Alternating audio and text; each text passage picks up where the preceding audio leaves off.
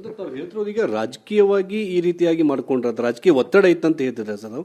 ಯಾಕಂದ್ರೆ ಕೇರಳದಲ್ಲಿ ಮುಂಬರುವಂಥ ಚುನಾವಣೆ ಇದೆ, ಚುನಾವಣೆಗೆ ಫಂಡಿಂಗ್ ಮಾಡ್ತಾ ಇದ್ರು ಅನ್ನೋ ಒಂದು ನಿಮ್ಮ ಮಾತಿನ ಶೈಲಿ ಗೊತ್ತಾಗ್ತಾ ಇದೆ. ಆ ವಿಚಾರಕ್ಕೆ IT ಅವರು ದಾಳಿ ಮಾಡಿದ್ರು, ಅದು ಒತ್ತಡ ಶುರುವಾಯ್ತು ಅನಿಸ್ತಿದೆ. ಇಲ್ಲ, ಈಗ ಕೇಂದ್ರದಲ್ಲಿ ಕೆಲವು ಬೇಟೆಗಾರರಿದ್ದಾರೆ. ಈಗ ಯಾವ ಪ್ರಾಣಿ ಪಕ್ಷಿಗಳಿಗೆ ಹೋಲಿಸೋದು ಬೇಡ ಅವ್ರನ್ನ. ಆ ಬೇಟೆಗಾರರುಗಳಿಗೆ ಬೇರೆ ಬೇರೆ ಪಕ್ಷಗಳ ಜೊತೆ ಕಾರ್ಪೊರೇಟ್ ಸೆಕ್ಟರ್ಗಳಲ್ಲಿ ದೊಡ್ಡ ದೊಡ್ಡ ಮಟ್ಟದಲ್ಲಿ ಜೊತೆಯಲ್ಲಿ ಇರ್ತಕ್ಕಂಥವ್ರು, ಹ್ಯಾಂಡ್ ಇನ್ ಗ್ಲೌಸ್ ಆಗಿರೋರು, ಕೈ ಮಿಲಾಯಿಸಿರೋರು, ಒಳಗಡೆ ಇರೋರು ಮಾತ್ರ ಈ ದಾಳಿಗೆ ಸಿಗ್ತಾ ಇದ್ದಾರೆ. BJP ಜೊತೆ ಚೆನ್ನಾಗಿರೋರು ಕೇಂದ್ರದ ಜೊತೆ ತುಂಬ ಅನೋನ್ಯತೆಯಿಂದ ಇರುವ ದೊಡ್ಡ ದೊಡ್ಡ ಕಾರ್ಪೊರೇಟ್ ಸೆಕ್ಟರ್ನಲ್ಲಿರ್ತಕ್ಕಂಥ ಕುಳಗಳ ವಿರುದ್ಧ ಯಾಕೆ ರೆವಿನ್ಯೂ ಕ್ಲಿಯರೆನ್ಸ್ ಬೀಳಲ್ಲ, ಯಾಕೆ ಬೇರೆ ಬೇರೆ ಏಜೆನ್ಸಿಗಳು ಬೀಳಲ್ಲ, ಯಾಕೆ ದೊಡ್ಡ ದೊಡ್ಡ ರೈಡ್ಗಳು ನಡೆಯಲ್ಲ, ಅವ್ರ ಅಕೌಂಟ್ಗಳು ಯಾಕೆ ಫ್ರೀಸ್ ಆಗಲ್ಲ, ಅವ್ರನ್ನ ಕರ್ಕೊಂಡು ಬಂದು ಕೂರಿಸ್ಕೊಳ್ಳಲ್ಲ, ಅವ್ರನ್ನ ಯಾಕೆ ನೀವು ಜೈಲಿಗೆ ತಳ್ಳಲ್ಲ, ಇವ್ರದ್ದು ಮಾತ್ರ ಯಾಕೆ ನಡೆಯುತ್ತೆ, ಇದು ಸೆಲೆಕ್ಟಿವ್ ಯಾಕೆ, ಇದು ಒಂದು ಅನುಮಾನ ಬರಲೇಬೇಕಲ್ವಾ.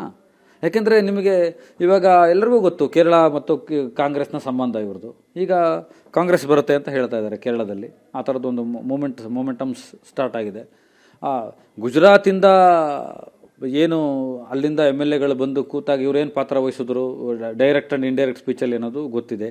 ಇಲ್ಲಿ ನಾನು ಹೇಳಿದೆ ಇವರು ವೀರಪ್ಪ ಮೊಯ್ಲಿಯವರು ಮುಖ್ಯಮಂತ್ರಿ ಕಾಲದಿಂದನೂ ಅಂತ, ಅಲ್ಲಿಂದ ಇಲ್ಲಿ ತನಕ ಯಾರು ಜಾರ್ಜ್ ಅವ್ರ ಜೊತೆ ಇವರು ಒಡನಾಟ ಏನು, ಮಂಗಳೂರು ಮೂಲದ ಇಬ್ಬರು ಸರ್ನೇಮ್ಗಳು ಹೇಳಿದ್ರೆ ಗೊತ್ತಾಗ್ಬಿಡುತ್ತೆ ಅವ್ರ ಜೊತೆ ಇವರ ಒಡನಾಟ ಏನು, ಮಂತ್ರಿಗಳ ಜೊತೆ ಒಡನಾಟ ಏನು, ಹ್ಯಾರಿಸ್ ಅವ್ರ ಜೊತೆ ಇವರ ಒಡನಾಟ ಏನು, ಇವರೆಲ್ಲ ಆತ್ಮೀಯ ಸ್ನೇಹಿತರು. ಬಿಸ್ನೆಸ್ ಇದ್ದಿರ್ಬೋದು ಇವ್ರದ್ದು, ಅಧಿಕೃತವಾದ ಬಿಸ್ನೆಸ್ಸೇ ಇರ್ಬೋದು, ಅನಧಿಕೃತ ಅಂತ ನಾನು ಹೇಳ್ತಾ ಇಲ್ಲ. ಸೊ ಆ ಒಡನಾಟಗಳೇನು, ಅದರ ಬಿಸ್ನೆಸ್ ಏನು, ಮತ್ತು ಅದು ಯಾರ ಕಣ್ಣಿಗೆ ಬಿತ್ತು. ಇದು ಎಕನಾಮಿಕಲ್ ಕ್ರೈಮ್ ಅಂತ ಹೇಳೋದಾದರೆ IT ಆಫೀಸರ್ಸ್ ಮಾಡಿ ಆ ಎಕನಾಮಿಕಲ್ ಕ್ರೈಮ್ ಏನು ಅಂತ ಗೊತ್ತಾಗಬೇಕಲ್ಲ ಮೊದಲು. ಇವರು ದೇಶಕ್ಕೆ ಟ್ಯಾಕ್ಸ್ ವಂಚಿಕೆ ಮಾಡಿದ್ರು, ಯಾವುದ್ರಲ್ಲಿ ಮಾಡಿದ್ರು, ಪೊಲಿಟಿಕಲ್ ಫೀಡಿಂಗ್ ಮಾಡೋದ್ರಲ್ಲಿ ಮಾಡಿದ್ರಾ, ಅಥವಾ ಆ ಟ್ಯಾಕ್ಸ್ ಫ್ರೀ ದೇಶಗಳಲ್ಲಿ ಡಿಪ್ಲೊಮೇಟ್ ಆಗಿ ಆ ದೇಶಗಳಿಗೆ ದುಡ್ಡು ಫ್ಲೋ ಮಾಡಿದ್ರಾ, ಈ ದೇಶದ ದುಡ್ಡನ್ನು ಏನು ಮಾಡಿದ್ರು ಅಂತ ಗೊತ್ತಾಗಬೇಕಲ್ಲ.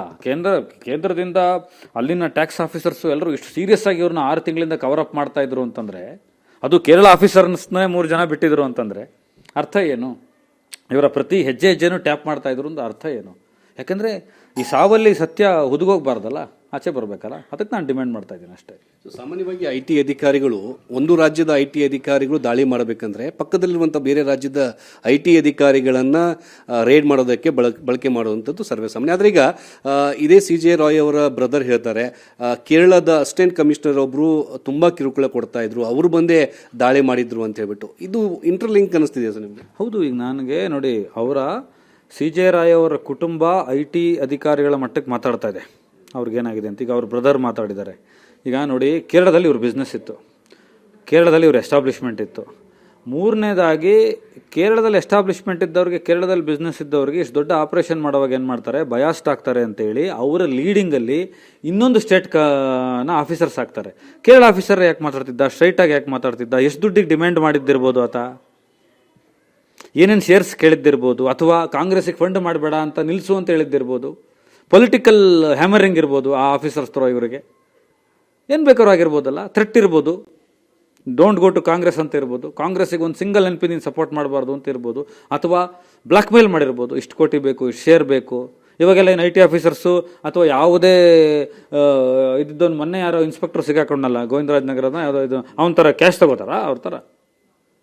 ಇದೆಲ್ಲ ಕ್ಯಾಶಲ್ಲಿ ಮಾಡೋವಂಥ ಕಡಲೆಕಾಯಿ ವ್ಯಾಪಾರನ, ಇದು ಚಿಕ್ಕ ವ್ಯಾಪಾರನ, ಕಡಲೆಕಾಯಿ ವ್ಯಾಪಾರಿಗಳಿಗೆ ಅವಮಾನ ಮಾಡ್ತಾ ಇಲ್ಲ ಹಂಗಂತ ಅದನ್ನು ಶುರು ಮಾಡ್ಕೊಬಿಡಿ. ನಾನು ಹೇಳ್ತಾ ಇರೋದು ಅಷ್ಟು ಚಿಕ್ಕದಲ್ಲ, ಇದು ತುಂಬ ದೊಡ್ಡದು, ದೊಡ್ಡ ದೊಡ್ಡ ಹಣ ತಾನೇ, ಇದು ಸಣ್ಣ ಪುಟ್ಟ ವ್ಯಾಪಾರ ಅಲ್ವಲ್ಲ. ಆತ ಏನು ಬೇಕಾದ್ರೂ ಮಾಡಿರ್ಬೋದಲ್ಲ.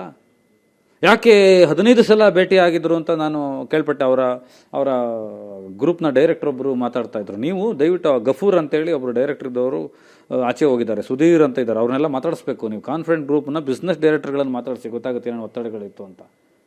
ಯಾರನ್ನೂ ಒಳಗಡೆ ಬಿಡಬೇಡ ಅಂತೇಳಿ ತಾನು ಮನುಷ್ಯ 0.25 NP ಬರೆದು ರಿವಲ್ವಾರ್ ತೊಗೊಂಡೋಗಿ 20 ನಿಮಿಷ ಒಳಗಡೆ ಕೂತು ಡಿಸಿಷನ್ ತೊಗೊಂಡು 2 ಕಾಲ್ಗಳನ್ನು ಕಾಲಲ್ಲಿ ಬಿಸಿ ಇದ್ರು ಅಂತ ಹೇಳ್ತಾರೆ, ಕಾಲು ಎಂಗೇಜ್ ಇತ್ತು ಅಂತ ಹೇಳ್ತಾರೆ, ಇಟ್ಕೊಂಡು ಅವನು ಎದೆಗೆ ಇಟ್ಟು ಕರೆಕ್ಟ್ ಹೃದಯ, ಆ ಗಟ್ಟಿ ನಿರ್ಧಾರದಿಂದ ಏನಿತ್ತು.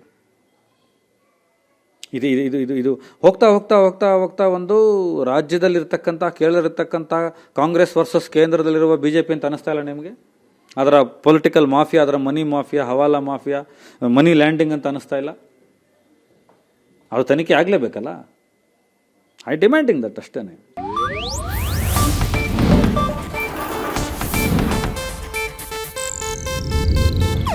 ಇದು ಏಷ್ಯಾನೆಟ್ ನ್ಯೂಸ್ ನೆಟ್ವರ್ಕ್ ಪ್ರಸ್ತುತಿ.